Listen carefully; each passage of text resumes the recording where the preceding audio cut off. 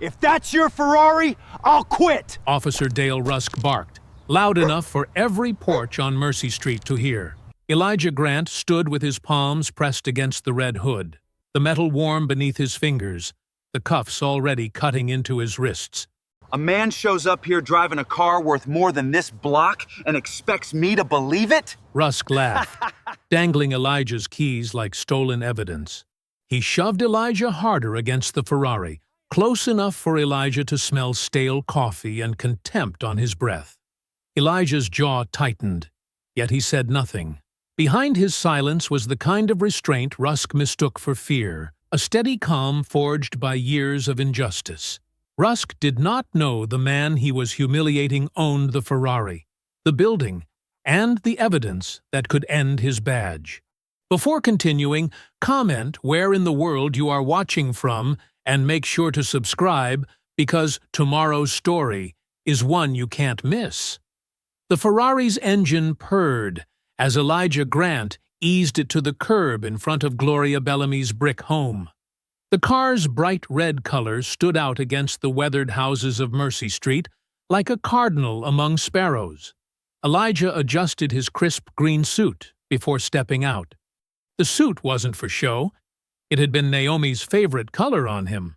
"That boy still dresses like he's going to Sunday service," he heard someone say, and spotted Mrs. Watson peering from her window next door. Elijah smiled and gave her a polite wave. His smile faded when he saw the bright orange paper stuck to Gloria's front door. Another violation notice. Third one this month. Elijah strode purposefully toward the porch steps, his polished shoes crunching on the gravel path. Before his foot touched the first step, blue and red lights flashed in his peripheral vision, reflecting off the windows of nearby homes. A police cruiser had pulled up behind his Ferrari, lights spinning but no siren. Officer Dale Rusk emerged, adjusting his belt with a deliberate slowness that Elijah recognized all too well. The posturing of a man who enjoyed making others wait. "Afternoon, officer," Elijah called, keeping his voice steady and respectful. Rusk approached with his hand resting on his holster. "Want to tell me what you're doing in a car like that in this neighborhood?" Elijah felt the familiar weight settle in his chest, the one that appeared whenever he had to explain himself, prove himself, justify his existence in spaces where others moved freely. "I'm visiting Ms. Bellamy," he replied, gesturing toward the house. "I grew up not far from here." "License and registration," Rusk demanded, his eyes narrowing. "That vehicle been reported?" "No, sir, it hasn't. The car is mine." Elijah reached slowly for his wallet. "Registration's in the glove compartment," he added, moving toward the passenger door. "Stop right there." Rusk's voice hardened. "Step away from the vehicle." Doors opened up and down the street. Neighbors emerged onto porches and sidewalks, watching silently. Someone held up a phone, recording. "Officer, I'm just getting the registration like you asked," Elijah explained, hands visible. "I didn't tell you to open that car," Rusk snapped. "For all I know, you've got a weapon in there." The front door of Gloria's house swung open. Gloria Bellamy stood in the doorway, all 5'3" of her radiating indignation. "Dale Rusk, what in God's name are you doing?" she demanded, making her way down her steps with surprising quickness for a woman of 72. "Stay back, Ms. Bellamy. Police business," Rusk called without looking at her. "Police foolishness is what it is." Gloria planted herself at the edge of her yard. "That boy grew up 3 doors down. You know exactly who he is." Rusk ignored her, focusing on Elijah. "Hands on the hood, sir." Elijah complied, placing his palms flat against the warm metal of his Ferrari. The car Naomi had insisted he buy before she got sick. "Something to make you smile when life gets heavy," she'd said. "Officer," Elijah said quietly, "if you'll just let me show you." "You being evasive." Rusk cut him off. "You been drinking today?" "No, sir, because I'm getting a lot of attitude, and I smell alcohol." Elijah knew the lie for what it was. He hadn't touched a drop in years. Not since Naomi. "That's a damn lie," Gloria called out. More phones appeared in neighbors' hands. "This is harassment. One more word, and you're interfering with an officer, Ms. Bellamy," Rusk warned. "What crime am I suspected of committing, Officer Rusk?" Elijah asked, his voice calm despite the anger building in his chest. "Turn around," Rusk ordered, ignoring the question. "Hands behind your back." "Officer, you are making a mistake," Elijah said, still controlled but firm. Rusk grabbed Elijah's wrist, twisting it as he spun him around. The movement was unnecessarily rough, designed to provoke resistance. Elijah didn't give him the satisfaction. Rusk smirked, then pointed at the Ferrari and laughed loudly enough for the gathering crowd to hear. "If that's your Ferrari, I'll quit," he announced mockingly. The handcuffs snapped cold and tight around Elijah's wrists. Too tight, biting into his skin. A deliberate discomfort. The neighborhood fell into stunned silence. No one moved, except to keep recording. Mrs. Watson covered her mouth with her hand. Mr. Townsend, a retired postal worker, shook his head slowly. Gloria stood trembling with rage, her eyes filled with tears of frustration. Elijah stood tall despite the humiliation, despite the cuffs cutting into his flesh. He stared straight ahead, his face a carefully composed mask that revealed nothing of the storm inside him. The Ferrari gleamed in the afternoon sun as Rusk pushed Elijah against it, treating him like a common criminal in front of the very community that had watched him grow up. Officer Rusk patted Elijah down with rough, invasive movements. His hands slapped against Elijah's sides and legs with unnecessary force.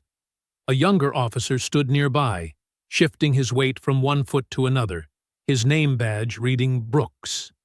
"Nothing in the pockets but a wallet and keys," Rusk announced, pulling them out and dangling the Ferrari key fob for everyone to see. "Well, look at that.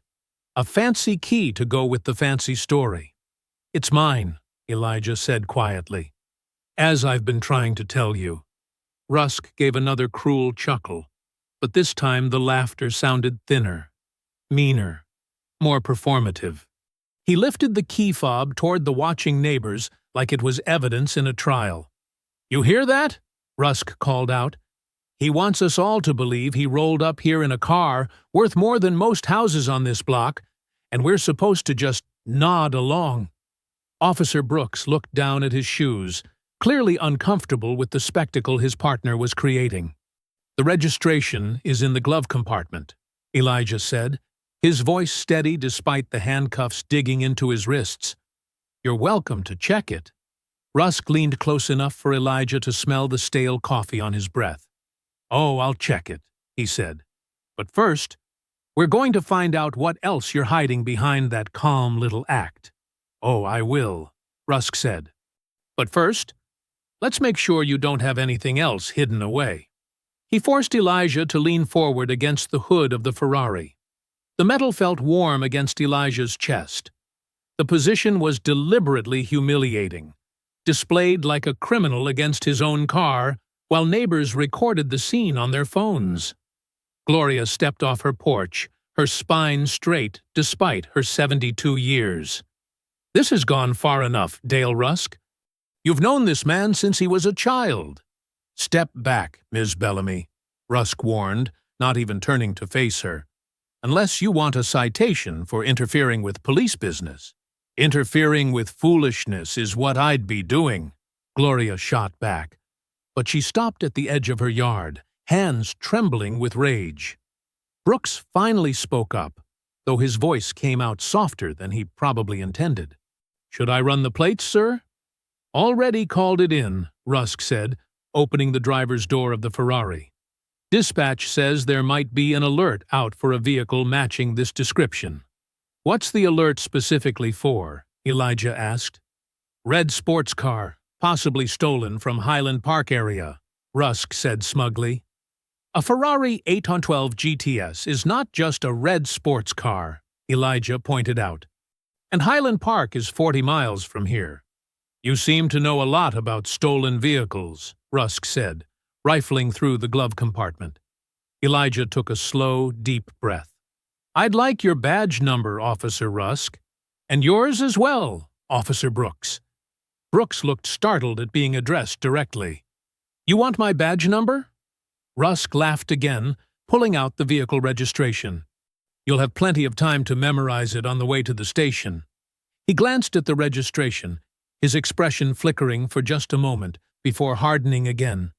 He quickly stuffed the paper into his pocket. What are the charges? Elijah asked calmly.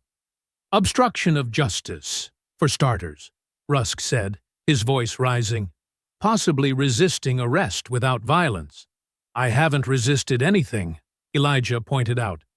Your attitude is resistance enough, Rusk snapped, clearly frustrated by Elijah's composure. And we'll see what else comes up when we get to the station. More neighbors had gathered now. Mrs. Watson from 2 doors down was openly weeping. Mr. Townsend stood with his arms folded, shaking his head slowly. At least a dozen phones were recording everything. Dale, this isn't right, someone called from across the street. You know it isn't. Anyone interfering will be cited, Rusk announced to the crowd. Officer Brooks, secure the vehicle. We'll have it towed for evidence. Brooks hesitated. Don't we need a warrant for probable cause? Rusk cut him off. Now do as I say. Rusk grabbed Elijah's arm and marched him toward the patrol car. Elijah didn't resist, but he didn't lower his head either. He walked with as much dignity as the handcuffs would allow. Call Lena Price, Elijah called to Gloria as he passed. Her number is in my phone. You'll get your phone call at the station, Rusk said, shoving Elijah's head down as he pushed him into the back seat of the cruiser. Through the window, Elijah watched Gloria clutch her porch railing, her face a mixture of fury and fear. The Ferrari sat abandoned on Mercy Street, gleaming defiantly in the afternoon sun, as Officer Brooks stood awkwardly beside it, avoiding the stares of the neighbors. Fluorescent lights buzzed overhead as Elijah sat on a hard metal bench at the precinct booking desk. His wrists ached from the too tight cuffs that Officer Rusk had deliberately fastened with extra force. The station hummed with activity, phones ringing, keyboards clicking, officers moving between desks with coffee cups and file folders. Rusk stood a few feet away, leaning against a filing cabinet with a smirk on his face. He was performing for a small audience of 2 other officers. So there he is, standing next to this Ferrari like he owns it, Rusk said, chuckling. Wearing this fancy green suit in the middle of Mercy Street. Like we're all supposed to believe that's his car. The officers laughed on cue. One of them glanced at Elijah with undisguised contempt. Big dreams and borrowed cars, Rusk continued. Tale as old as time. Officer Brooks stood apart from the group, fidgeting with his notepad and avoiding eye contact with everyone. The desk sergeant, a heavy-set man with salt and pepper hair, typed Elijah's information into the computer system.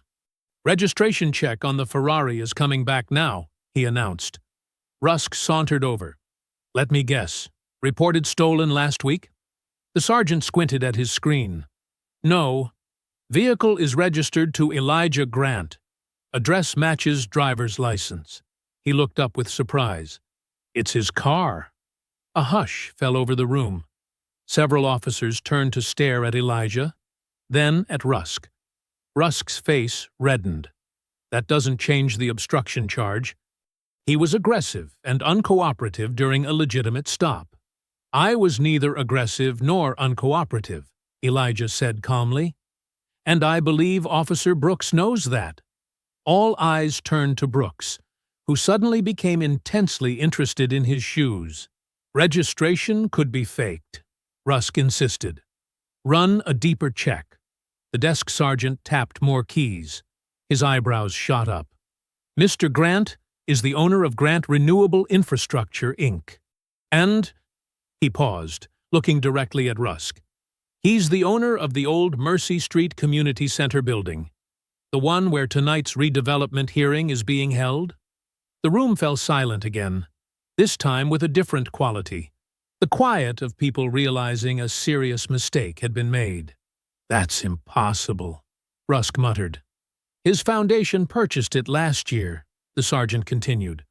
And according to this press release, the Grant Foundation is scheduled to announce a senior housing assistance program at tonight's meeting. Rusk's smirk had completely vanished. He was still interfering with— "I'd like my phone call now," Elijah interrupted. The desk sergeant nodded and slid a desk phone toward him. Elijah dialed Lena Price's number from memory. When she answered, he spoke clearly enough for everyone to hear. "Lena, it's Elijah Grant. I've been arrested by Officer Dale Rusk at the North Precinct on charges of obstruction and resisting arrest without violence. The Ferrari has been impounded as evidence. Yes, that Officer Rusk. I'll wait here." He hung up and stared directly at Rusk. "My attorney will be here shortly." Heavy footsteps approached from the hallway, and Captain Harold Vance entered the room. Tall and imposing in his crisp uniform, Vance surveyed the scene with practiced neutrality. "What's the situation here?" he asked, his voice smooth and controlled. Rusk moved quickly to Vance's side, speaking in hushed tones. Elijah couldn't hear everything, but he caught fragments. Suspicious behavior, and attitude problem, and just doing my job. Vance nodded, his face betraying nothing. He glanced at Elijah, then back to Rusk. The look that passed between them told Elijah everything he needed to know. The department would close ranks. Rusk stepped away from Vance, moving toward the coffee machine. As he passed another officer, Elijah clearly heard him mutter, "He was at Bellamy's house. Same old lady from the list." The list. Elijah committed the phrase to memory. Vance approached him with a professional smile that never reached his eyes. "Mr. Grant, there appears to have been a misunderstanding. We'll be processing your release immediately." "And my car?" Elijah asked. "We'll have it returned to you, of course," Vance said. "These things happen in the interest of public safety." "These things," Elijah repeated slowly. "You mean false arrests?" Vance's smile tightened. "The paperwork will show this was a brief investigative detention, not an arrest.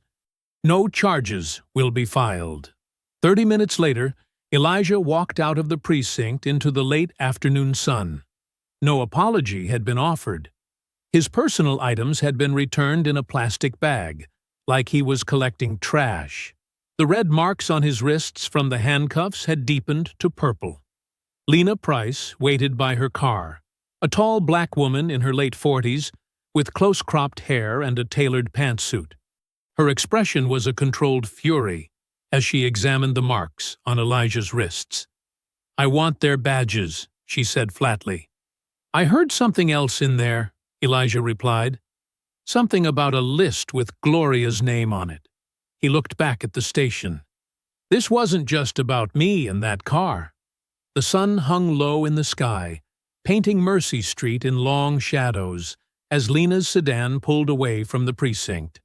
Elijah sat quietly in the passenger seat, rubbing his wrists where the handcuffs had left angry red marks. "We can file for wrongful detention," Lena said, her eyes fixed on the road. "Rusk had no probable cause. The Ferrari wasn't even close to matching any stolen vehicle report." Elijah nodded but seemed distracted. "There's something bigger happening. When I was leaving, I heard Rusk say something about Gloria being on the list." "What list?" Lena's hands tightened on the steering wheel.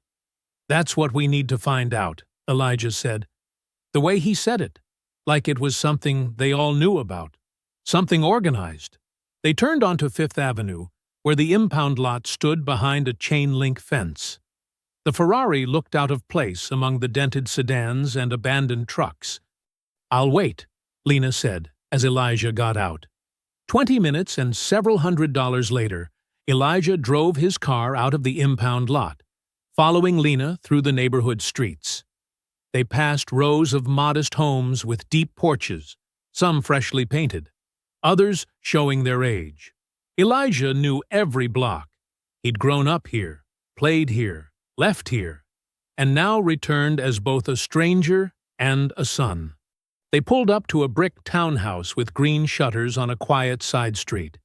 Elijah's temporary home since returning to the city after Naomi's death. "I need 15 minutes," he told Lena as they walked inside. "There's something I need to check." The townhouse was sparsely furnished. A couch, a dining table, a few lamps, not much else. Elijah hadn't bothered making it feel like home. He headed straight for the second bedroom he used as an office, where cardboard boxes lined one wall. Naomi's boxes, her files, her work. His throat tightened as he knelt beside them. A year after her death, and still he could smell her perfume when he opened them. Elijah? Lena stood in the doorway, watching him with concern. "Naomi was working on something before the accident," he said, pulling out folders. "Housing cases. Elderly residents." She mentioned Gloria a few times. Elijah spread the files across the floor. Lena knelt beside him, helping sort through the papers. There were complaint forms, handwritten notes, maps of the neighborhood with certain blocks highlighted. "Here," Lena said, holding up a folder labeled Mercy Street Senior Residence. Inside were profiles of a dozen elderly homeowners. Gloria Bellamy's information was on top, her address circled in bright red ink. Next to it, Naomi had written, "Third visit from Officer R. No actual violation." "Look at this," Elijah said, finding a yellow legal pad. Naomi's handwriting covered the pages with observations and questions. "Code violations spike after developer inquiry. Same officer responds to complaints. Pattern, citation, police visit, then offer to buy. Who coordinates the timing?" Elijah's hands trembled slightly as he turned the pages. She knew. Naomi was tracking this pattern before she died. "The timing," Lena said quietly. 3 houses on Gloria's block sold for below market last year, all after code violations. Elijah found a folder of newspaper clippings about a redevelopment initiative sponsored by Councilwoman Nora Delaney. The same initiative being discussed at tonight's community meeting. "It's not just about racism or a cop who couldn't believe I owned that car," Elijah said, his voice hardening. "Rusk was already on Gloria's street for a reason. My showing up there disrupted something they've been doing for months." Lena gathered several key documents. Naomi was building a case. She thought the police were helping pressure people to sell. "And then she died," Elijah said quietly. "And I was too broken to notice what was happening right in front of me." He pulled out a photo tucked into one of the folders, Naomi standing on Gloria's porch, her arm around the older woman's shoulders. Both were smiling. On the back, Naomi had written, "We protect our elders, or we lose our soul." Elijah stared at his wife's handwriting, feeling a familiar ache in his chest, but now mingled with something else. Purpose. Clarity. "The community center meeting starts in 30 minutes, Lena said, checking her watch. Elijah gathered the most important documents and slid them into his leather briefcase. He touched the photo of Naomi one last time before adding it to the case. "I was supposed to announce the senior housing fund tonight," he said, rising to his feet. "Now it seems even more necessary than I thought." He straightened his green suit jacket, the same one he'd been wearing during his arrest, the same color Naomi had loved. "Ready?" Lena asked. Elijah nodded, picking up his briefcase. The papers inside weren't just files now. They were Naomi's unfinished work, her legacy. And somehow, his humiliation at Rusk's hands had given him the key to continuing what she'd started. "Let's go," he said. The old Mercy Street Community Center had seen better days. Water stains marked the ceiling tiles, and the wooden floor creaked under every footstep. But tonight, the main meeting room was packed. Neighbors filled every folding chair, stood against walls, and spilled into the hallway. The air felt heavy with tension. Elijah paused at the entrance, adjusting his green suit jacket to cover the raw marks on his wrists where Rusk's handcuffs had dug into his skin. It hadn't been enough time for bruises to fully form, but the red welts told their story. Several residents nodded at him with quiet respect. Others whispered behind their hands. "You okay?" Lena asked quietly. Elijah gave a short nod. "I'm better than okay." "I'm ready." He moved toward the front, where a small table held a microphone and pitcher of water. Councilwoman Nora Delaney sat there in a tailored gray suit, her smile professional as she chatted with two men in expensive ties, representatives from Eastland Development Group. They stopped talking when Elijah approached. "Mr. Grant," Delaney said, her voice perfectly balanced between warmth and formality. "I heard about your unfortunate misunderstanding with Officer Rusk. I do hope everything has been resolved satisfactorily." "Nothing about false arrest is satisfactory, Councilwoman," Elijah replied, his voice low but firm. Delaney's smile tightened.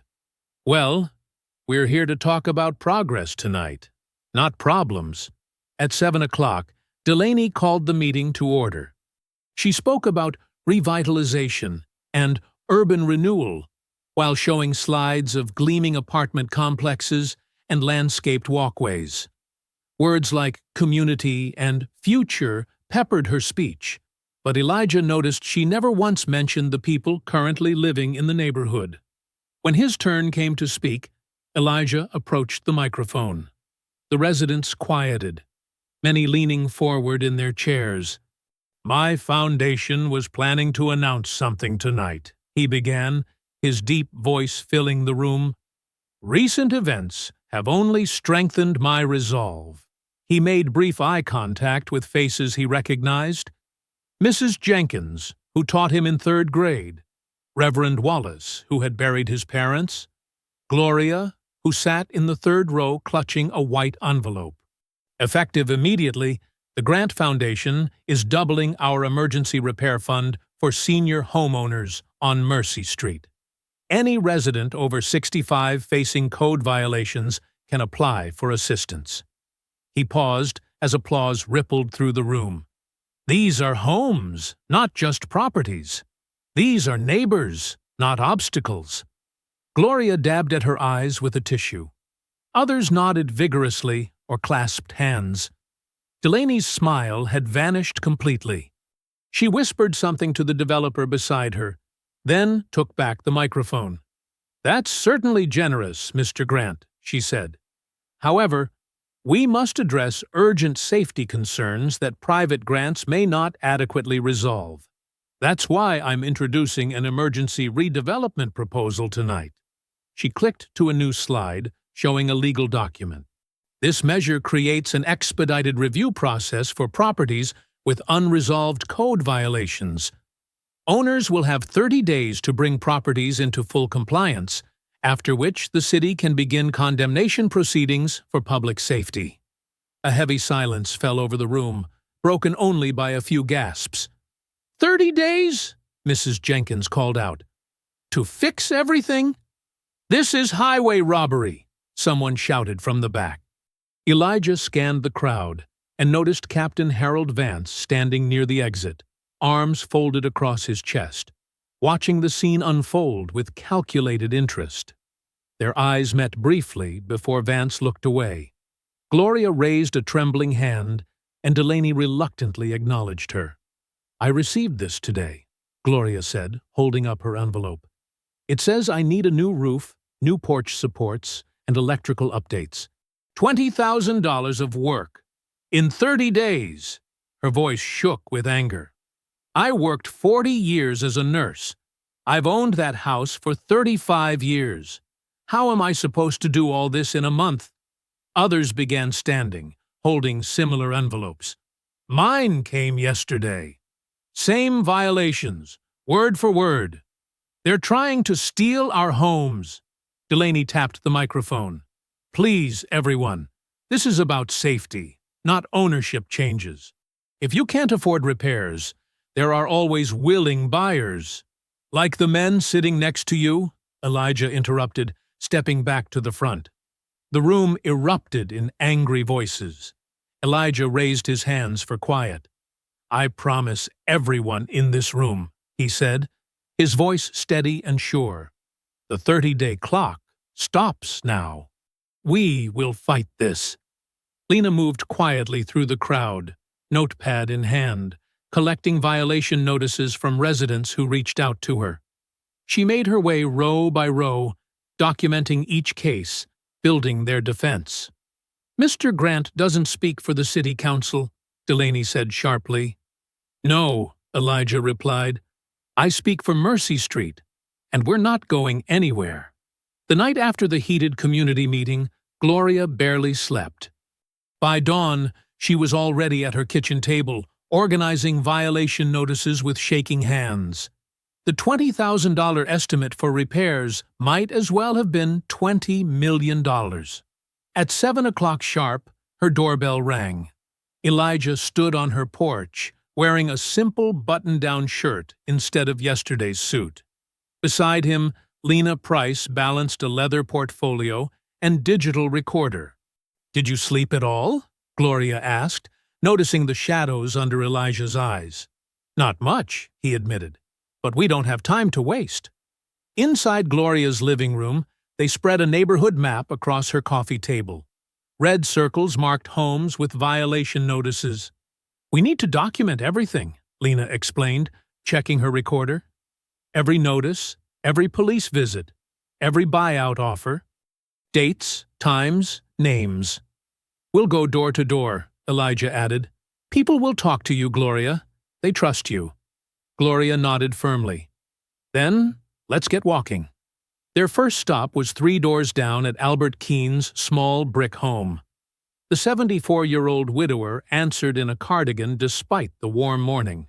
His lawn was neatly trimmed, his walkway recently swept.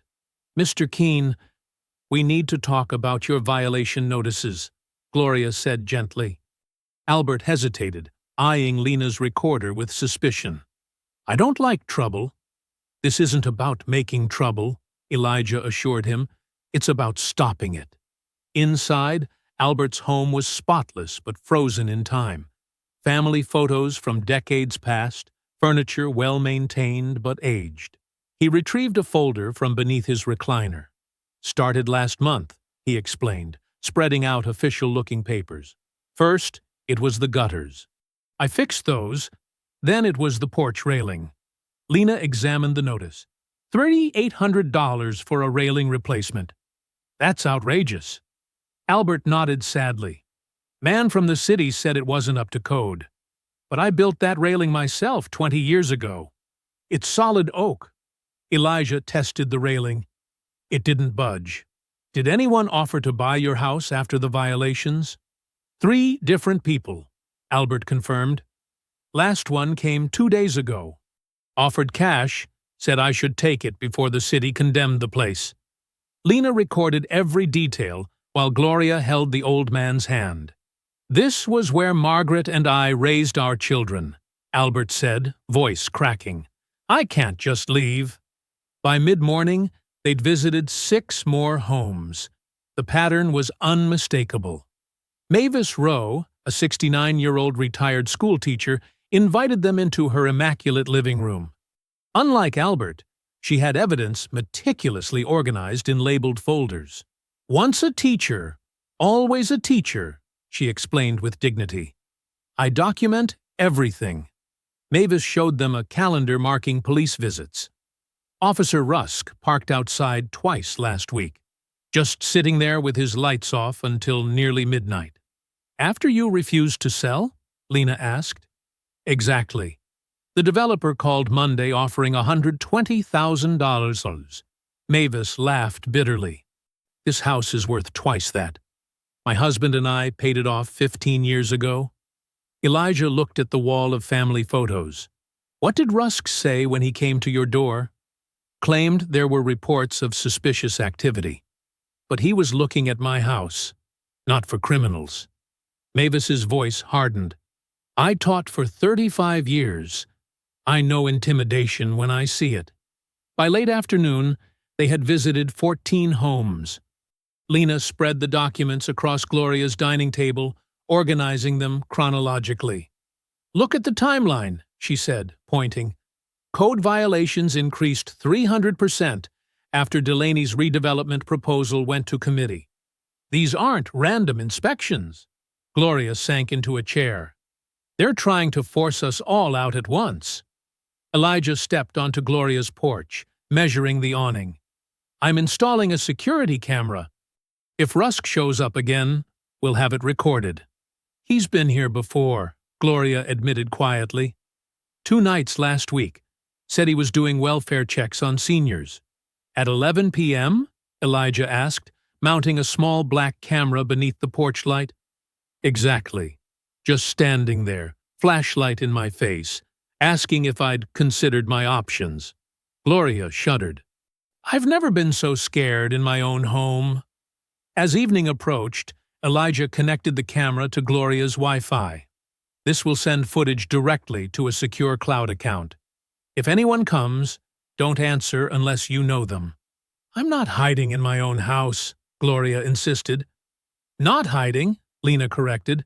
Gathering evidence. Elijah finished the installation as sunset painted Mercy Street in amber light. Call me immediately if anything happens, he told Gloria. Day or night.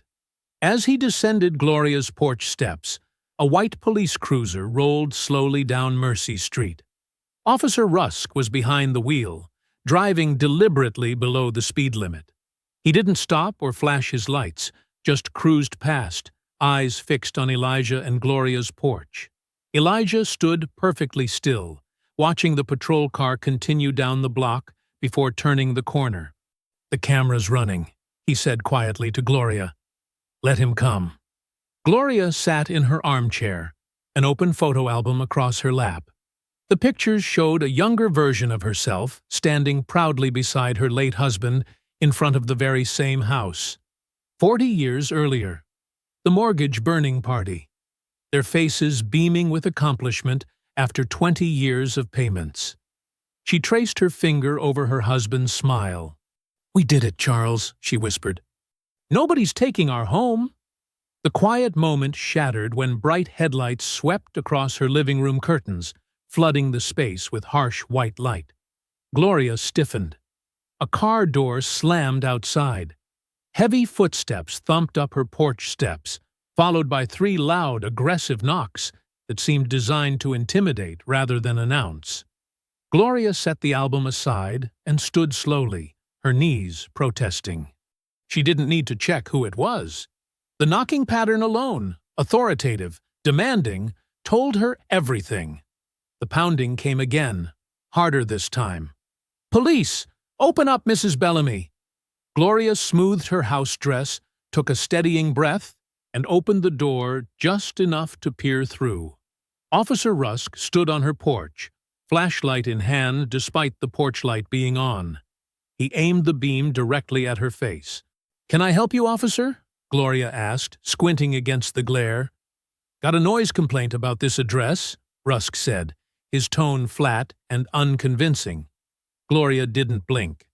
A noise complaint? I've been sitting alone looking at old photographs. Mind if I step in and check things out? Without waiting for permission, Rusk pushed the door wider and moved onto her porch. I do mind, Gloria said, but he was already past her. The house sat in perfect silence except for the ticking of her grandfather clock in the hallway.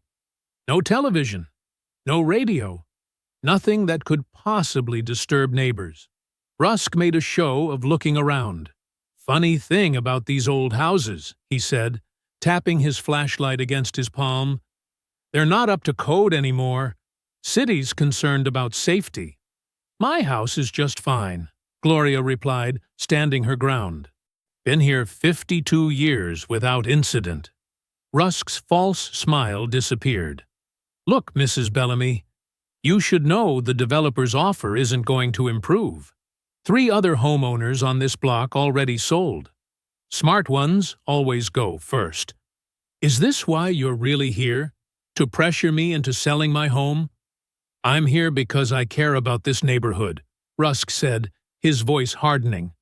The city will handle things the hard way if necessary. Condemnation proceedings aren't pleasant. Gloria's heart pounded, but decades of working as a nurse had taught her never to show fear. My home is not for sale. Not to developers, not to the city, not to anyone. Rusk stepped closer. You're making a mistake. The only mistake was opening my door to you without a witness present, Gloria said. Rusk's eyes darted to the corner of the porch ceiling where Elijah's camera was mounted. His expression darkened. What's this? He growled, moving toward it. Security camera, Gloria said. My property. My right. This is interference with police activity, Rusk snapped. He raised his heavy flashlight and struck the camera with a sickening crack. Plastic and electronic components scattered across Gloria's porch. Gloria gasped. That's destruction of private property. That's a public safety violation, Rusk countered, pointing his flashlight back in her face. Electronic devices improperly installed create fire hazards. He leaned in, voice dropping to a menacing whisper. Final warning, Mrs. Bellamy. Take the money while it's still being offered. Gloria's hands trembled, but her voice remained steady. Get off my porch, officer. Now. Rusk smiled coldly. Have it your way. He stepped back, crushing camera pieces under his boot deliberately. Expect a citation for the improper electronic installation, and maybe a few more things we find wrong next inspection. Gloria watched, heart hammering in her chest, as Rusk walked back to his patrol car. She waited until his taillights disappeared around the corner before letting her brave facade crumble. Her hands shook violently as she reached for her phone and pressed Elijah's number. He was here, she said when Elijah answered. Rusk, he smashed your camera. 20 minutes later, Elijah's Ferrari purred to a stop in front of Gloria's house. He and Lena hurried up the porch steps where Gloria waited, still shaken but composed. Are you all right? Elijah asked, examining the destroyed camera. I'm angry, not hurt, Gloria said. He threatened me. Said I should take the money while it's still being offered? Lena carefully collected pieces of the broken camera. This is blatant intimidation. He doesn't know about the second camera, Elijah said quietly, reaching up to the porch light fixture. He carefully removed the decorative cover to reveal a tiny lens built into what appeared to be a normal light fixture. You clever boy, Gloria said with admiration. Elijah connected his phone to the hidden camera's feed and pulled up the footage. The three of them huddled around the screen, watching the entire confrontation in high definition.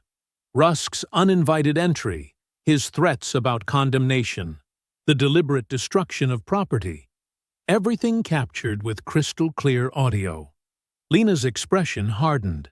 This is perfect evidence. Elijah's face was a storm of controlled anger as he replayed the moment where Rusk threatened Gloria. This is no longer just suspicion, he said, his voice quiet but fierce. We have him on record abusing his authority and threatening a senior citizen. The morning light streamed through the blinds in Elijah's townhouse as he hunched over his laptop. The footage from Gloria's porch played on the screen. Officer Rusk's threatening posture, his deliberate destruction of property, his thinly veiled threats all captured in high definition. Lena paced behind him, phone to her ear. We need to file this with Internal Affairs, the district attorney, and possibly the FBI Civil Rights Division, she said, hanging up. This is textbook abuse of power. Elijah nodded, typing rapidly. I'm drafting the public complaint now. By tomorrow, everyone will see exactly who Officer Dale Rusk really is. Lena's phone buzzed. She glanced at the screen and frowned. Elijah, you need to see this. She handed him her phone, open to the Mercy Heights Observer website. The headline made his stomach drop. Local police confront aggressive driver in gentrification dispute. Elijah scrolled through the article, his jaw tightening. The piece quoted extensively from Rusk's official police report, describing Elijah as hostile and uncooperative during the Ferrari arrest. It painted Rusk as a professional officer protecting the neighborhood from outside agitators disrupting community improvement efforts. "This is a complete fabrication," Elijah said, his voice tight. "They leaked the report to control the narrative before we could release the footage." "It gets worse," Lena said, pointing to a paragraph near the end that connected Elijah's foundation to radical housing activists who opposed necessary neighborhood improvements. Elijah's phone rang. The caller ID showed one of his foundation's largest donors. "Mr. Grant, we need to discuss recent developments," the donor said without preamble. "Several board members are concerned about the foundation being associated with police confrontations." "The report is false," Elijah said firmly. "I have video evidence." "Perhaps we should pause our contribution until things cool down," the donor interrupted. "We support your mission, but controversy isn't what we signed up for." 2 more calls followed, both donors expressing similar concerns. By noon, Elijah's foundation had lost commitments for nearly $200,000 in funding. "They're trying to isolate us," Lena observed, reviewing notes from each call. "Cut off the money, turn public opinion, and make the residents feel helpless." Elijah drove to Mercy Street, knuckles white on the steering wheel of his modest backup car. He'd left the Ferrari home, unwilling to draw additional attention. Neighbors who had greeted him warmly yesterday now watched cautiously from their windows. The article had done its job. At Gloria's house, he found her sitting on her porch swing, a newspaper folded in her lap. "I see you found their hit piece," he said, taking a seat beside her. Gloria nodded. "They're calling you dangerous now. Yesterday you were their honored guest." Elijah rubbed his temples. "Donors are backing away. People are scared to be associated with me. Baby, they only call you dangerous when you stop being useful," Gloria said, patting his hand. "Yesterday, you were their successful black man. They could put on brochures. Today, you're questioning power, so they need to make you the threat." Her words struck him deep. "I never wanted this fight. None of us did, but here we are. So what now? You gonna let them scare you off with a nasty article?" Elijah's phone buzzed with a text from Lena. "Don't release all the footage yet. Strategic approach needed. Meet me at your place in an hour." When Lena arrived, she laid out her strategy.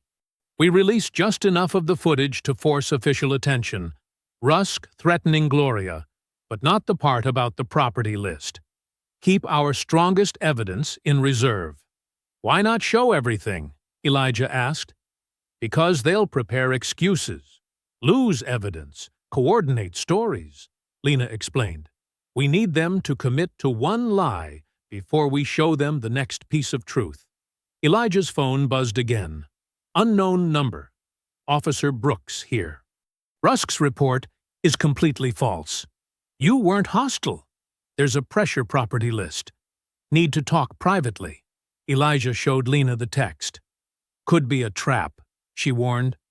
"Or our first witness from inside the system," Elijah countered. He typed back, "How do I know it's you?" The reply came quickly. "I was the officer standing behind Rusk. You asked for my badge number. I was wearing number 4872. You had a scar on your right hand. No one else would know these details." Elijah confirmed the details were accurate. Brooks suggested meeting somewhere private, away from police cameras and patrols. "Behind the community center. Midnight," Elijah typed. "Come alone." "This is risky," Lena cautioned. "So is doing nothing while they take Gloria's home," Elijah replied. "Naomi would have taken the meeting." Lena nodded. "I'll be nearby, just in case." Elijah looked down at his phone as Brooks confirmed, "Midnight. I'll bring proof. Near midnight, behind the Mercy Street Community Center, Elijah and Lena waited beneath a flickering security light. The community center's back lot was empty except for their car, parked in shadow. Wind pushed trash across the cracked pavement. Every passing car made them tense. "He's late," Lena whispered, checking her watch. Elijah nodded. 5 more minutes. Then we leave." The sound of cautious footsteps made them both turn.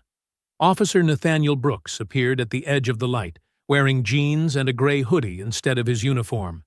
His eyes darted nervously from shadow to shadow. "I shouldn't be here," Brooks said, staying near the wall. "If anyone finds out." "But you came?" Elijah said. "Because you know what Rusk did was wrong." Brooks wiped sweat from his forehead despite the cool night.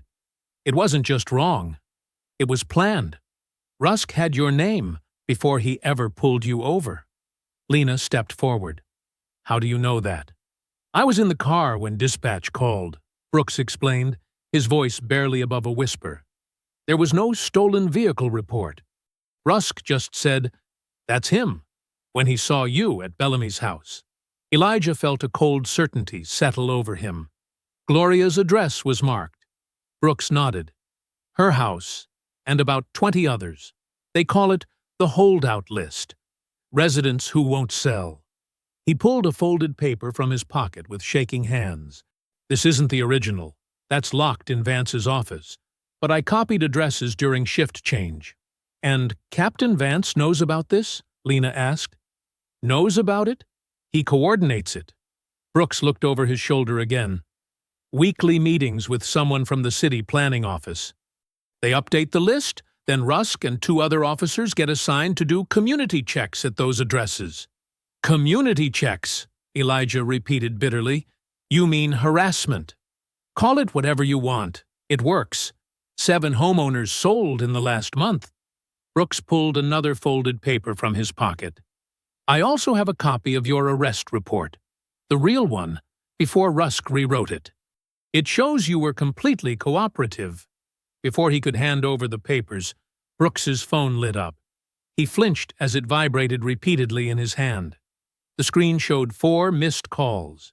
His face went pale as he checked the messages. "What is it?" Elijah asked. "Internal affairs," Brooks whispered, suddenly backing away. "They've opened a complaint against me. Filed this evening. Excessive force claim from last week. This isn't random. Someone knows I'm talking to you." "Brooks, wait," Lena said. "We can protect you as a whistleblower." "You don't understand," he said, shoving the papers back into his pocket. "My wife is pregnant. We have a mortgage. They can destroy us." "At least give us the documents," Elijah urged. Brooks shook his head. "They'll know it came from me. The timing would be too obvious." He backed toward the street. "I'll find another way to get them to you. Somewhere they can't track." "When?" Lena pressed. "Soon. I promise. But I need to go now." Brooks turned and hurried toward his car parked a block away. Elijah moved to follow him, but Lena grabbed his arm. "Let him go," she said. "He's scared." They watched Brooks's taillights disappear around the corner. Less than a minute later, a dark sedan with tinted windows cruised slowly past the alley entrance. It made no sound as it passed, but Elijah felt its presence like a physical weight. "We're being watched," he whispered. "Not just watched," Lena said. "They're sending a message." The sedan circled back, passing the alley entrance a second time. Its headlights swept across them briefly before it continued down the street. "How high does this go?" Elijah wondered aloud.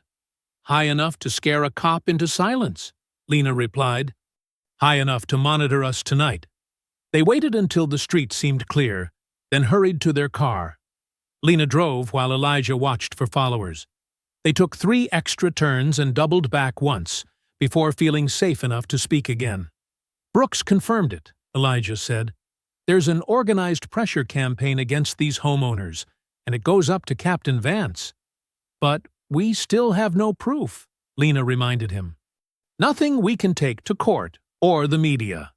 "Brooks will come through," Elijah said, though he wasn't sure he believed it. Maybe, Lena said, but we can't count on that. We need to find our own evidence. Elijah thought of Gloria, Mr. Keene, Ms. Rowe, all the elderly residents who might lose their homes within weeks if they couldn't stop this. Naomi had more, he said suddenly. She must have. She was too thorough not to have backup. By the time Lena dropped him at his townhouse, the eastern sky was showing the first hint of dawn. Elijah went straight to his office where Naomi's remaining boxes waited. He'd only gone through half of them. Kneeling beside the stack, he opened the next one and began sorting through folders, legal pads, and old recordings. Somewhere in these boxes was the proof they needed, the evidence Naomi had been collecting before her death. "Help me find it," he whispered to her memory as the first light of morning crept through his window. Sunlight crept through the blinds of Elijah's home office as dawn broke over the city. He hadn't slept. Naomi's files covered every inch of his desk. Folders, notes, and photographs spilled across the polished wood surface. The soft glow of his laptop illuminated his tired face as he pressed play on another voice recording from Naomi's digital recorder. Interview 17. Naomi's voice filled the quiet room. March 4th, with former Code Inspector Thomas Reynolds. Elijah closed his eyes. Her voice still felt like a knife to his chest. Clear, determined, alive. He hadn't been able to listen to these recordings since her death 14 months ago. Now he couldn't stop. "Mr. Reynolds, you mentioned pressure to flag certain properties. Can you explain?" A nervous male voice responded, "Look, it wasn't official policy, but we knew which streets to focus on. Captain Vance would have officers present during inspections on Mercy Street, Cherry Avenue, and Walnut Row. Never happened in other neighborhoods." Elijah grabbed a notepad, writing "Vance, direct involvement," with a thick underline. The recording continued. "Did Councilwoman Delaney ever contact your department directly?" "Not me, personally," Reynolds answered, "but my supervisor met with her twice monthly. After those meetings, we'd get lists of priority enforcement properties, always in neighborhoods marked for redevelopment." Elijah's pen froze mid-word. He played the section again, then rifled through more files until he found a folder marked City Connections. Inside was a spreadsheet tracking meetings between code enforcement and Delaney's office. Next to it lay a list of addresses, with Gloria's home circled in red. He clicked on another audio file. Interview 23, April 12th. Subject requested anonymity. Assistant to Paul Sutter, Meridian Development Group. A woman's frightened voice spoke quietly. "Mr. Sutter calls them softening visits. Police show up, make residents nervous. Then we offer cash, always below market value.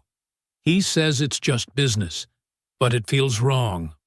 Elijah's heart pounded as he opened Naomi's digital calendar. He scrolled back through time, through the months after she died, until he reached the week before the accident. There it was, a meeting scheduled with someone named Martin K. City Inspector, 2 days before the crash that took her life. "Oh, Naomi," he whispered, his voice breaking. There was no evidence connecting her death to this investigation. The accident report described a rainy night, a slick road, a truck that crossed the center line. But the timing stabbed at him. She'd been so close to putting it all together. While he'd been lost in grief, people like Gloria were being squeezed out of their homes. The work Naomi had dedicated herself to had gone unfinished. The front door opened and closed. Footsteps approached the office. "Elijah?" Lena called. "In here," he answered, not taking his eyes off the screen. Lena entered, carrying coffee and a legal folder. She stopped when she saw the state of the room and Elijah's face. "You found something," she said. It wasn't a question. "Everything." Elijah gestured at the scattered evidence. Naomi had almost the entire picture. Captain Vance coordinating with code enforcement.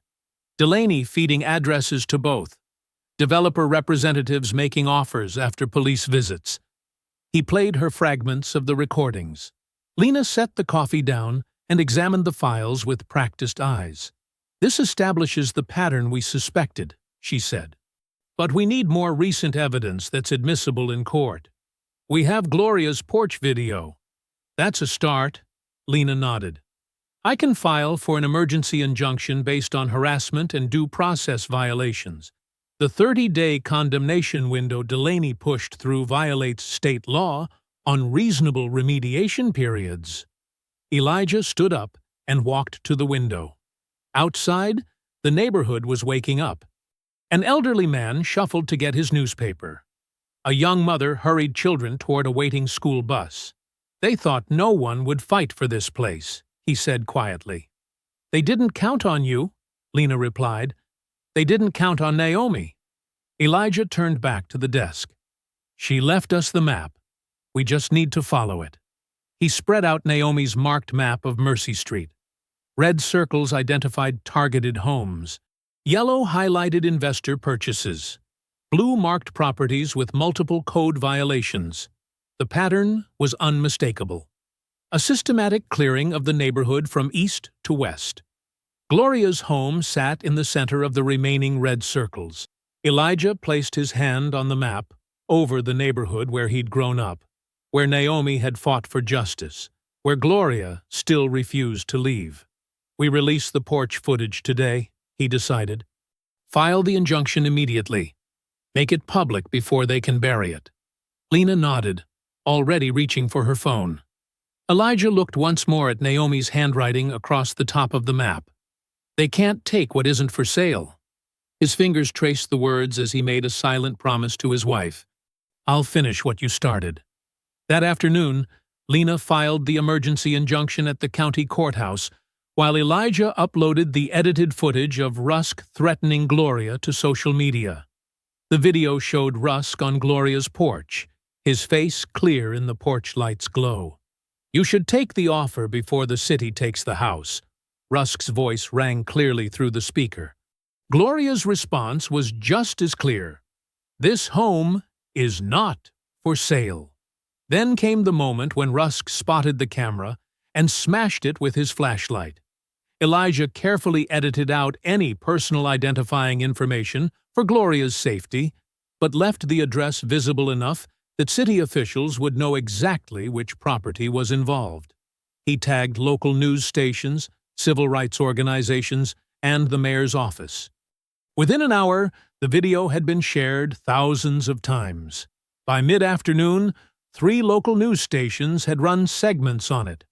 By evening, the regularly scheduled city council meeting had become standing room only, with residents from Mercy Street filling every available space.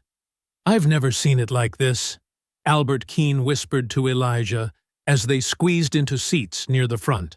The 74-year-old widower's hands trembled slightly as he clutched a folder containing his violation notices. "That's the point," Elijah replied. "They never wanted us all in one room." Councilwoman Delaney sat at the center of the long desk at the front, her usually composed face tight with strain. Captain Vance stood near the side door, arms crossed, watching the crowd with careful eyes. When public comment opened, Gloria was the first to the microphone. She stood straight, despite her recent hospital stay, her voice clear and strong. "My name is Gloria Bellamy. I changed bandages at County Hospital for 40 years. I paid my taxes on time for 53 years. I buried my husband in this city." She paused, eyes sweeping the council. "And I will not be bullied out of my own home by men hiding behind paperwork." The room erupted in applause. Delaney tapped her gavel ineffectively. One by one, residents approached the microphone. Mavis Rowe presented her teaching credentials alongside her code violations. Albert shakily held up photos of his children growing up in the house he was now told needed $14,000 in repairs. "Where am I supposed to get that kind of money?" he asked, his voice cracking. "And why wasn't it a problem last year?" or the year before. With each testimony, Delaney's composure crumbled further. Twice she tried to limit comment time. Twice the crowd shouted her down. Finally, Captain Vance approached the podium. The room quieted. In light of the video circulating online, Officer Rusk has been placed on administrative leave pending a full departmental review, he announced, his voice professionally measured. The department takes allegations of misconduct seriously. Murmurs spread through the crowd. Vance continued, "We will cooperate fully with any investigation into these complaints." His words were perfect, Elijah noted. Too perfect. Practiced. The captain's eyes never connected with anyone in the audience. Near the end of the meeting, a clerk approached the council with a message. Delaney read it silently, her face falling. "I've just been informed," she said stiffly, "that Judge Wilson has granted a temporary stay on all code enforcement condemnation actions in the Mercy Street district for 1 week, pending review." The crowd erupted. People hugged, cried, clasped hands. Albert's shoulders sagged with relief. Outside City Hall, the mood turned celebratory. Neighbors who had lived in fear for months embraced on the steps. Local news cameras captured the jubilant scene. "We did it," Gloria said, squeezing Elijah's arm. "We really did it." Elijah smiled, but he felt Lena's eyes on him. "This is only temporary," she warned quietly, standing slightly apart from the celebration. 1 week doesn't solve the underlying problem, and cornered people often become most dangerous. "I know," Elijah replied, "but they needed this moment." As the crowd began to disperse, Gloria looked tired. Her brief hospital stay had taken more out of her than she would admit.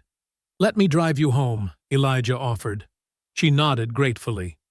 As they pulled away from City Hall in the Ferrari, Gloria closed her eyes, finally allowing herself to relax. "Naomi would be proud of you," she murmured. Elijah felt a tightness in his chest at the mention of his wife's name. "She'd be proud of all of us."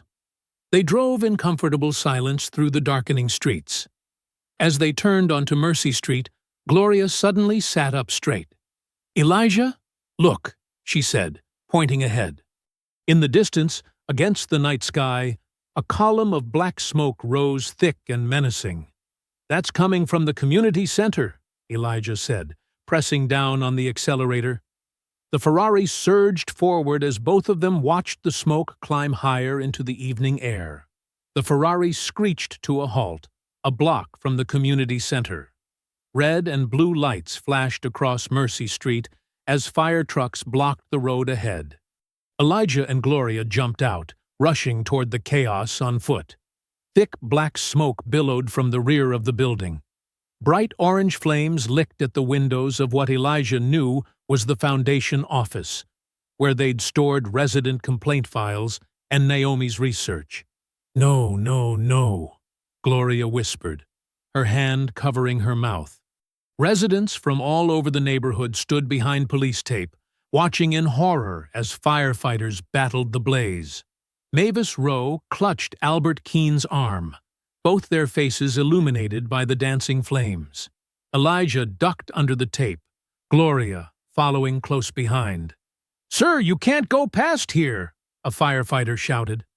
"That's my building," Elijah said, his voice tight with urgency. "Is everyone out?" "Was anyone inside?" "Building was empty when we arrived," the firefighter confirmed. "We've got it contained to the back section, but there's heavy damage to the rear office." Elijah's stomach knotted. The rear office, where all their documentation was stored, the files, the evidence, Naomi's research. "This ain't no accident," someone muttered in the crowd. A news van pulled up, its bright lights sweeping over the scene. A reporter Elijah recognized, the same one who'd written the hit piece against him, was already thrusting a microphone toward a man in a city inspector's jacket. "Initial assessment?" the reporter asked. The inspector, a thin man with a clipboard, didn't hesitate. "Appears to be electrical in nature." Substandard wiring in the office area. Possibly overloaded circuits from recent renovations. Elijah froze. The foundation had done no electrical work. The building systems had been professionally updated and inspected just after purchase. "Are you suggesting negligence by the building's owner?" the reporter pressed. "Can't rule it out," the inspector said, glancing directly at Elijah, "especially given the rushed nature of the recent work." The camera swung toward Elijah, capturing his shock and anger. "That's a lie," Elijah said loudly. "There was no recent electrical work. The building was fully certified." Gloria's sudden gasp cut him off. She swayed beside him, clutching her chest. "Gloria?" Elijah turned, catching her as her knees buckled. "Can't breathe right," she managed, her face contorted in pain. "We need help," Elijah shouted, lowering her gently to the ground.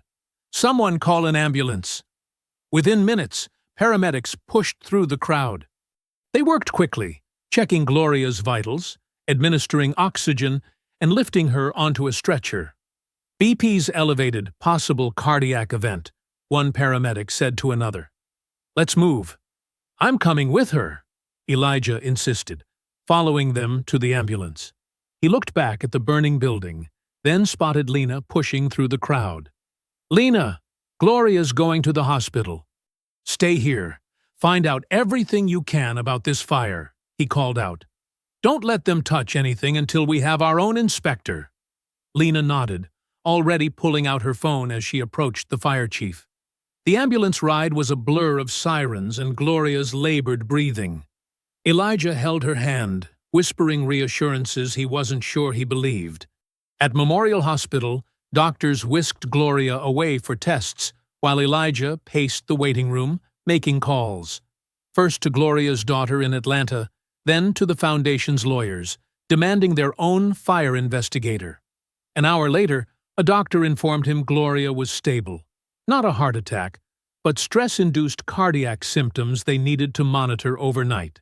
"She's asking for you," the doctor added. Elijah followed him down the sterile hallway, pausing at the sound of a familiar voice. Rough night for the neighborhood hero.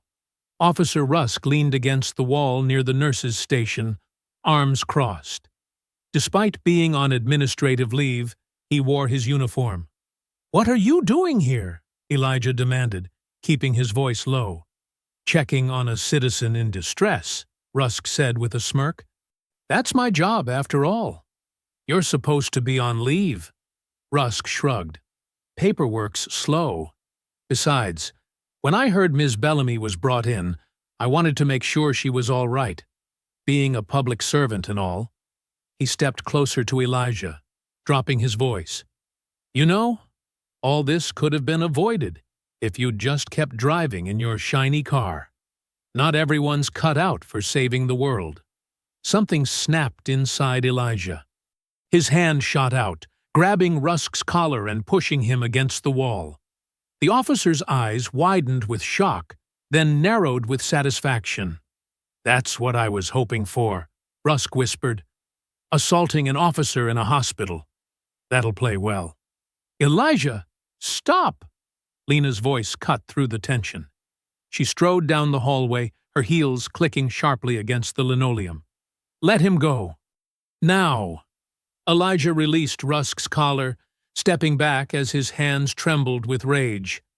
"Officer Rusk," Lena said coldly, "I suggest you leave immediately, unless you'd like me to file a harassment complaint with the state licensing board.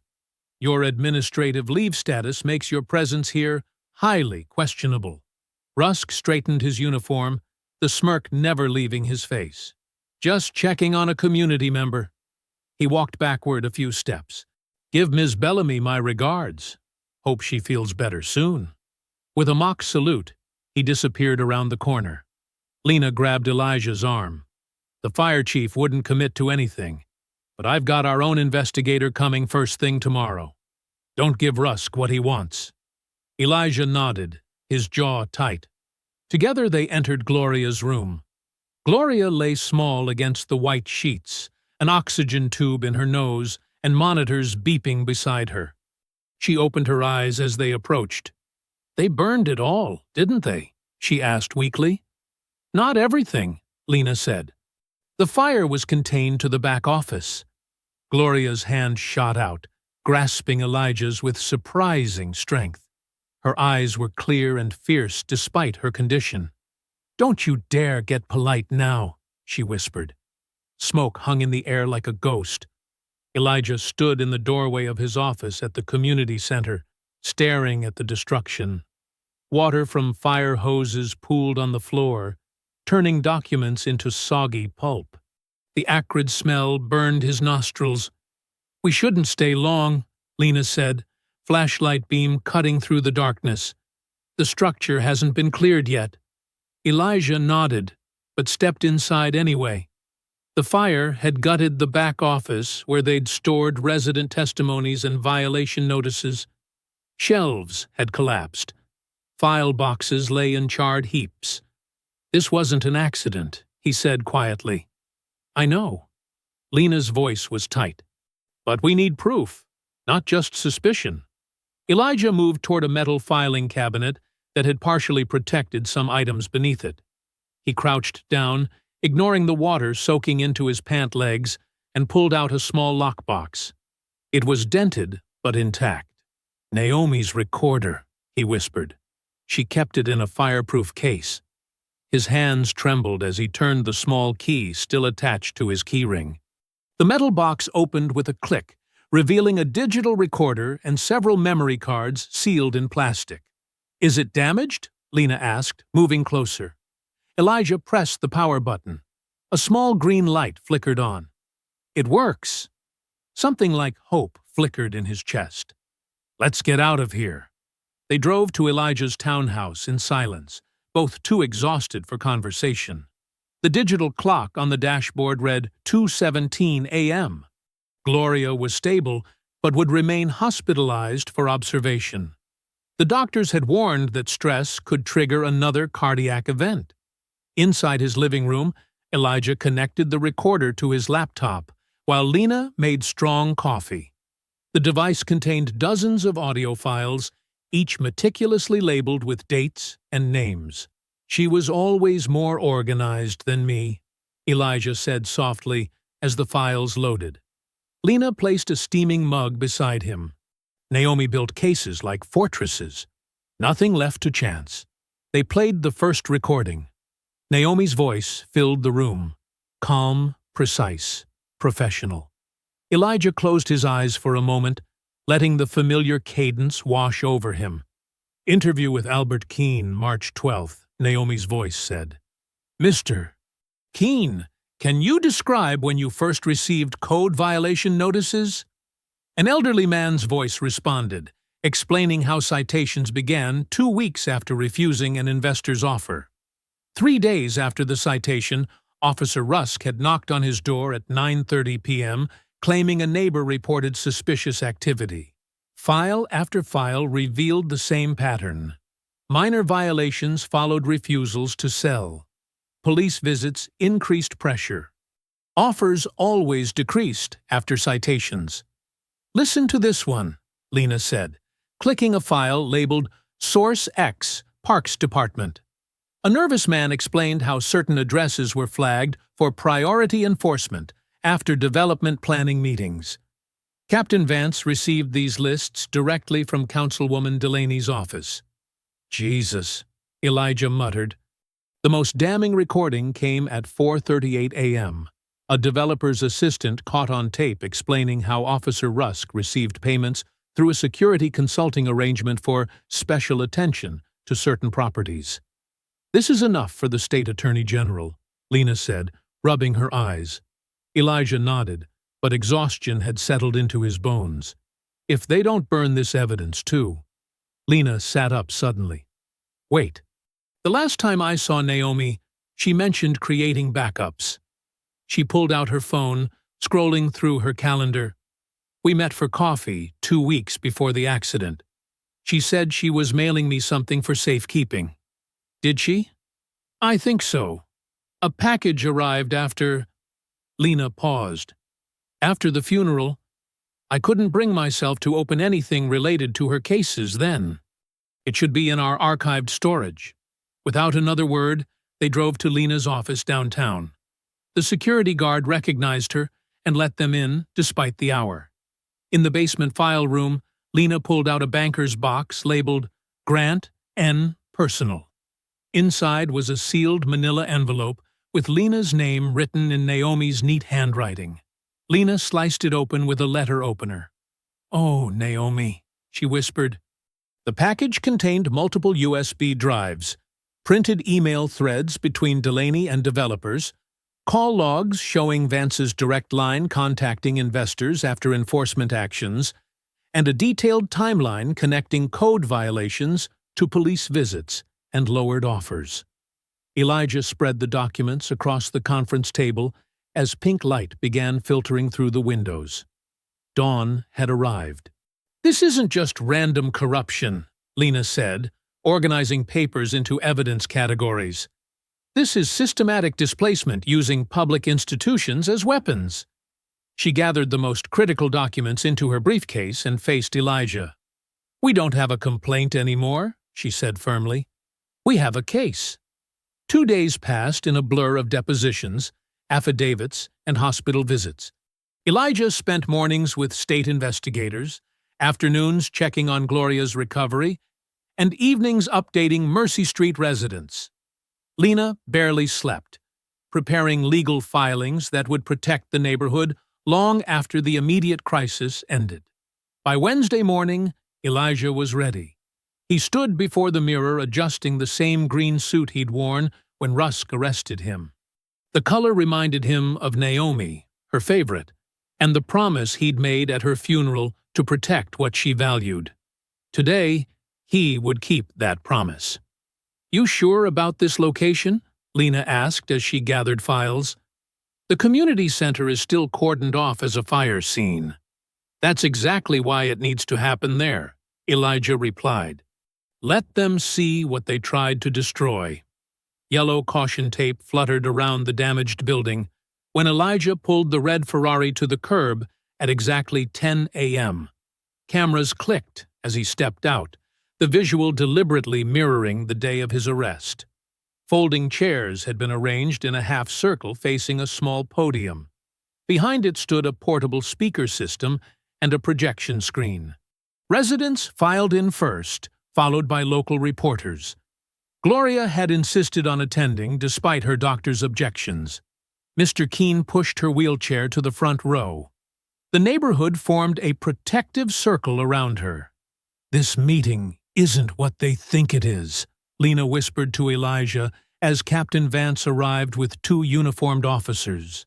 "They believe we're negotiating surrender terms." Councilwoman Delaney approached with an aide, her smile tight and professional. She nodded to Elijah as though they were colleagues on equal footing. "Mr. Grant," she said loudly enough for nearby reporters to hear, "I'm pleased we can discuss reasonable accommodations for the neighborhood while still moving forward with necessary improvements." Elijah didn't answer. His eyes had locked on a figure at the edge of the gathering. Officer Rusk, in civilian clothes, but unmistakable with his squared shoulders and contemptuous smirk. Despite administrative leave, he'd come to watch what he assumed would be Elijah's capitulation. The murmuring crowd quieted as Elijah approached the podium. Behind him, Lena connected her laptop to the projector, while an assistant attorney general from the state's Civil Rights Division took position near the side entrance. 3 days ago, I stood in handcuffs beside my car, while Officer Rusk told me, "If that's your Ferrari, I'll quit," Elijah began, his voice steady and clear. "Today, I return in the same car, wearing the same suit, to tell this neighborhood the truth about why that happened." Captain Vance shifted uncomfortably. Delaney's smile had vanished. "Officer Rusk didn't stop me because my car looked suspicious," Elijah continued. "He stopped me because I was parked outside Gloria Bellamy's house, a house on what they call the list." Rusk pushed forward through the crowd. "You think having money makes you special?" he called out. You're just playing hero for a neighborhood you abandoned years ago. The crowd parted as Rusk approached the front, exactly as Elijah had anticipated. No, Elijah replied calmly. It needed honest men in uniform. Since it didn't get them, it got me instead. Rusk stepped closer, jaw tight. You think money makes you untouchable? No, Elijah said, his voice dropping lower. Evidence does. He nodded to Lena, who pressed play. Suddenly, Naomi's clear voice filled the air. October 15th. Interview with Parks Department employee regarding priority enforcement properties. The recording continued, revealing how addresses were flagged after development meetings. Then came the developer's assistant describing Rusk's payments. Finally, the damning call logs between Vance's direct line and investors. The crowd fell silent. Rusk's face drained of color. From the back, Officer Nathaniel Brooks stepped forward in full uniform. The state attorney general's office had arranged his whistleblower protection the previous evening. Officer Rusk falsified the arrest report for Mr. Grant, Brooks stated clearly. He claimed Mr. Grant was aggressive and non-compliant, which was a lie. Captain Vance reviewed and approved that report, knowing it was false. And both of them knew about the pressure property list targeting Ms. Bellamy and other longtime residents. Councilwoman Delaney turned to leave, but found her path blocked by two state investigators. Rusk lunged toward the podium, but stopped when the Assistant Attorney General called out, "Officer Dale Rusk, please remain where you are." More state investigators moved through the stunned crowd, converging on Vance, who stood frozen in place. Gloria's voice rose above the growing commotion. "You laughed at the wrong man," she called to Rusk. "But worse than that, you picked on the wrong neighborhood." The residents of Mercy Street, so long intimidated into silence, began to applaud. Tentatively at first, then with growing confidence as they watched Rusk, Vance, and Delaney surrounded by investigators. Justice, so long delayed, had finally arrived on Mercy Street. Rusk's face contorted with fury as he backed away from the podium. His eyes darted left and right, searching for an escape route through the crowd. When he turned to leave, two state investigators stepped directly into his path. "Officer Dale Rusk," the lead investigator announced, loud enough for everyone to hear, "you are under arrest for falsifying official police reports, witness intimidation, evidence tampering, and corruption charges related to your private security arrangements." The crowd fell silent as an investigator pulled out handcuffs. The metallic click echoed across the gathering as they secured Rusk's wrists behind his back. The same humiliation he had inflicted on Elijah weeks earlier, now returned to him in front of the entire neighborhood. "This is ridiculous," Rusk sputtered, his face reddening. "You can't believe these people over a police officer." "We believe evidence, Officer Rusk," the investigator replied calmly, "and we have plenty." Captain Vance tried to maintain his composure, straightening his uniform as investigators approached him. His practiced smile disappeared when Lena stepped forward with a folder. "Captain Harold Vance," Lena said, her voice steady and clear, "these are copies of call logs between your direct line and Parkview developers. And these," she held up printed emails, "show you coordinating enforcement priorities with Councilwoman Delaney's office, targeting specific homeowners who refused buyout offers." Vance's professional mask crumbled. "This is being taken completely out of context," he protested, as investigators escorted him toward a waiting vehicle. Unlike Rusk, they hadn't handcuffed him, but his career was equally finished. Councilwoman Delaney attempted to slip away during the commotion, but a process server intercepted her at the edge of the crowd. "Councilwoman Nora Delaney," the server announced formally, "you are hereby served with notice of a civil action for conspiracy to violate civil rights." Cameras flashed as the papers were placed in her trembling hands. The neighborhood residents, who had once feared these powerful figures, now watched them fall one by one. Elijah stood beside Gloria's wheelchair, her hand gripping his tightly as the arrests unfolded. "This isn't about revenge," he told the gathered reporters. "This is about protecting people's homes and their dignity." The state attorney general's representative approached Elijah. "Mr. Grant, I want to inform you personally that all charges related to your arrest have been formally dismissed and expunged from your record, and the redevelopment vote has been suspended pending our full investigation." A cheer went up from the residents. Albert Keene waved his violation notice in the air. "What about these? What about our homes?" "All targeted code enforcement actions are frozen," the representative confirmed, "and a state-level review of the entire inspection process will begin immediately." Gloria looked up at Elijah, tears in her eyes. "Naomi would be proud," she whispered. 6 weeks later, the sun shone brightly on the newly rebuilt community center. A large banner hung across the front. "Grand Opening, Naomi Grant Senior Justice Center." Where charred beams had once stood, fresh paint gleamed. The crowd gathered for the ribbon cutting was twice the size of the one that had witnessed the arrests. Local television crews positioned their cameras as Gloria, fully recovered from her hospital stay, rolled forward in her wheelchair with a large pair of scissors. "This center," Gloria announced to applause, "will make sure what happened to us never happens to anyone else." She cut the ribbon with a flourish as the crowd erupted in cheers. Inside, the renovated building housed offices for legal clinics, home repair grant administration, property tax counseling, and a dedicated hotline for reporting police misconduct. Photos of Mercy Street's history lined the walls, and in the main meeting room hung a portrait of Naomi Grant, smiling and determined. Elijah walked through the center, stopping to shake hands with residents. The past weeks had brought dramatic changes. Delaney had resigned under mounting pressure. A special election was scheduled. The police department had begun an outside investigation of its practices. Brooks had been reinstated and was becoming a key witness in the ongoing corruption case.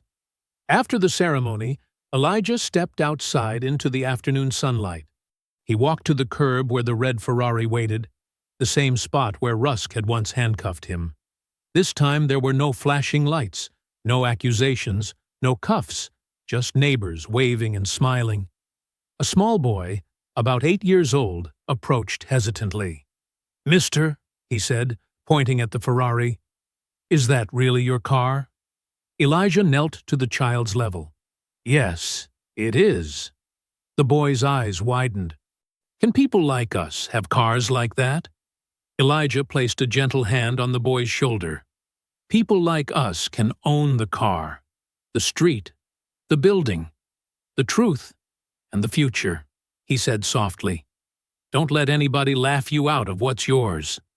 Across the street, Gloria watched from the center's doorway, her eyes glistening with pride as she witnessed Elijah pass this message to the next generation. The neighborhood that had once been marked for destruction now stood as a monument to justice, resilience, and hope.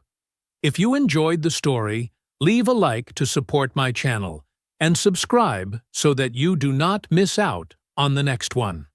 On the screen, I have picked 2 special stories just for you. Have a wonderful day.